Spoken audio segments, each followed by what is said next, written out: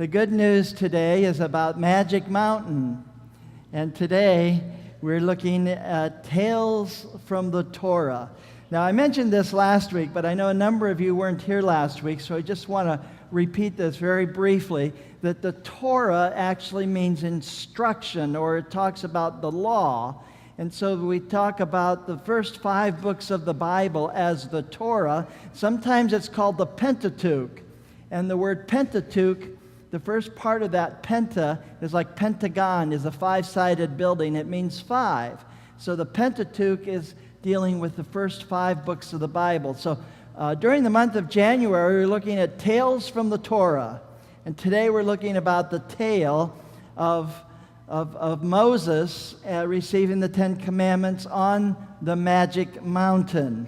Now, we're blessed because right here in our own community, we have Magic Mountain. It's called Six Flags Magic Mountain. And Six Flags Magic Mountain is located 20 miles north of Hollywood. It has more than 100 thrilling rides, games, and attractions. And it has 15 roller coasters, and it's known for its roller coasters. And 6 of these actually turn upside down in the loop. So if you really like roller coasters, this is the place to go. Now, I, for one, get a little bit dizzy ever since I had a stroke about 1.5 years ago, and I want nothing to do with roller coasters because it doesn't sound like fun to me anymore. But I used to really enjoy roller coasters. And Magic Mountain has lots of roller coasters. But today I want to talk to you about a different Magic Mountain. A mountain, it's in the Bible, it's called Mount Sinai, and out of this mountain there was smoke, there was thunder, there was lightning, there was an earthquake, there was God's voice. It truly was a magic mountain. Now, many of you know about Michelangelo's famous sculpture.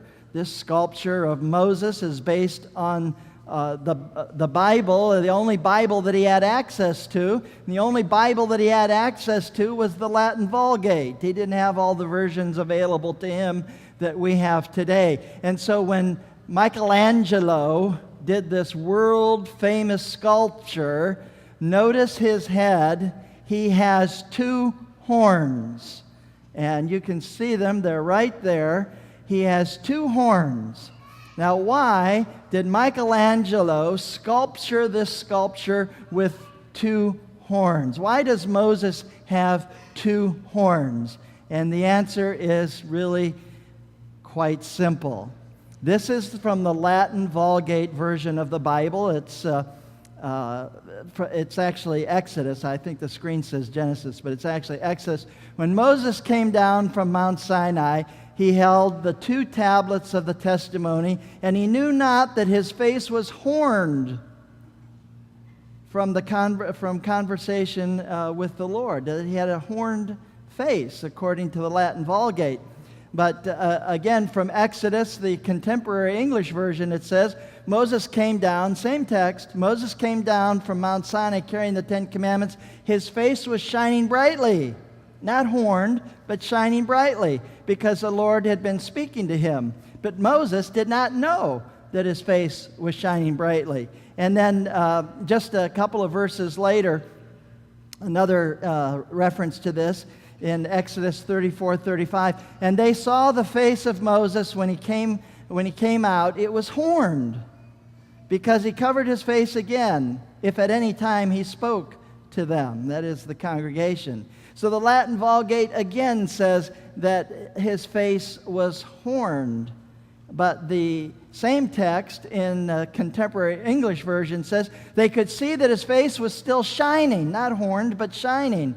So after he had spoken with them, he would put the veil back on and leave it on until the next time he went to speak with the Lord. So here is this world-famous painting, sculpture, world-famous sculpture, and it's incorrect because of a mistranslation.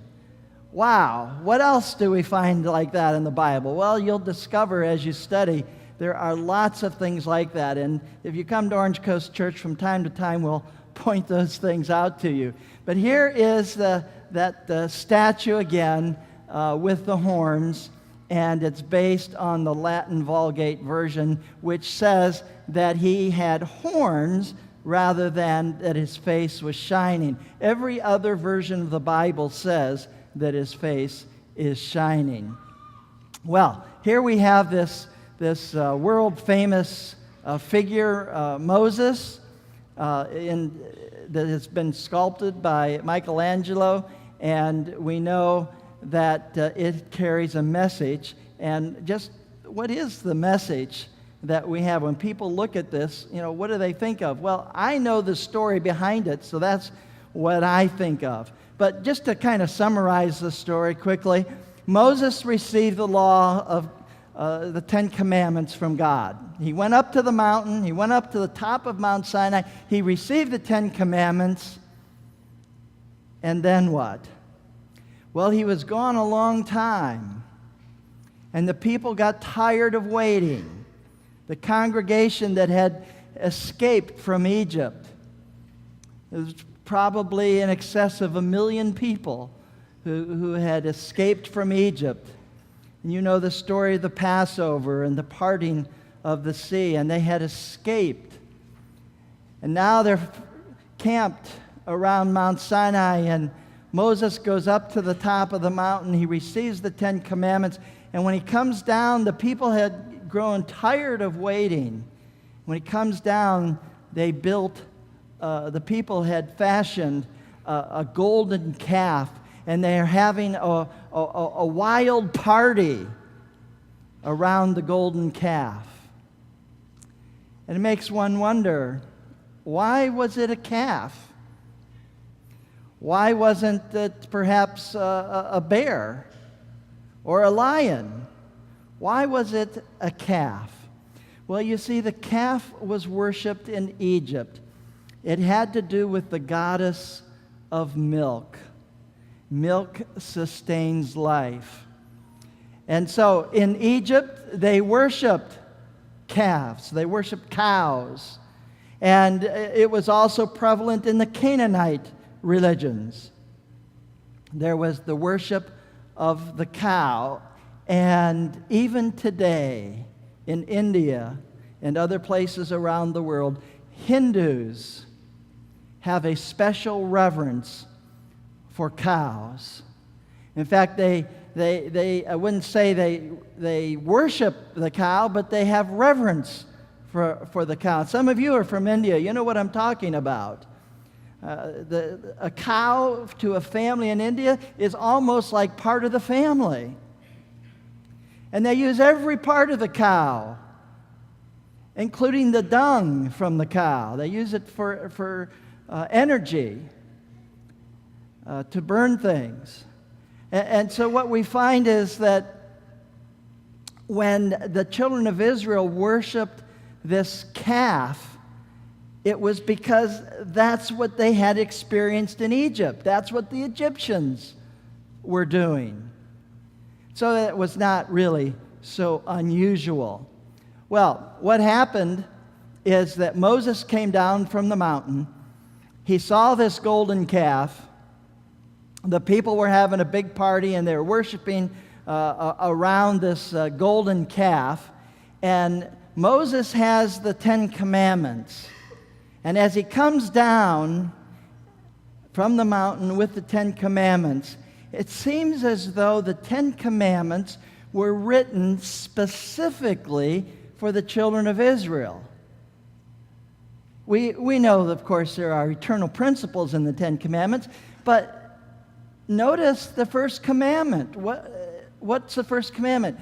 Thou shalt have no other gods before me. He's coming down from the mountain. They're worshiping the calf. And the first commandment is, don't have other gods. So that was natural. It fits. It works. Don't have other gods.